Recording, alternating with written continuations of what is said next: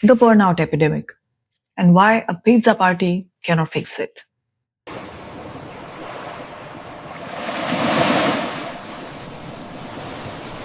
Does it feel like everyone you know is either planning to quit or has totally checked out?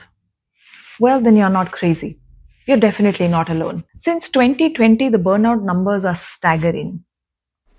About 80% workforce is at the risk of burnout. Absenteeism is at record high. We call it the Great Reshuffle, but honestly, it feels more like a mass exodus. Something has fundamentally broken the relationship between people and their work. Let's find out what it is. More importantly, what can we do to fix it? So, why now? It started with the pandemic epiphany, the realization that life is short and you don't need to stay in a toxic job.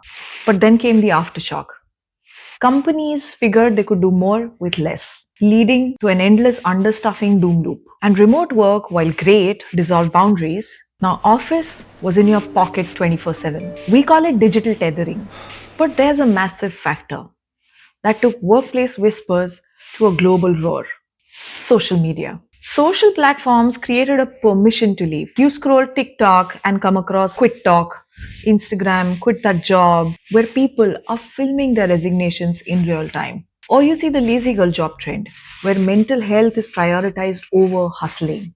Social media normalized quitting. It replaced fear of unemployment with the fear of exploitation. It showed us that the old deal, sacrifice your life now to get that pension to live a better tomorrow, is dead. The terrifying question I hear all the time is, if everyone gets sick of their bosses and quits their job, then who's working for whom? The fear is valid. But we aren't moving to a world where everyone is trying to build a new Amazon. We are moving to fractional economy. In 2026 and beyond, you will not work for a company. You will service clients.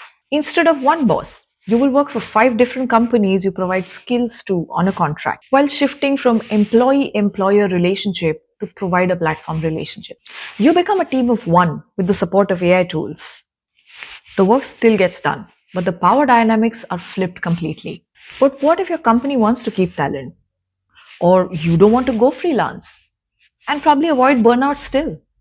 Forget free snacks. We need structural surgery. Here are radical ways that organizations are adopting to redesign work.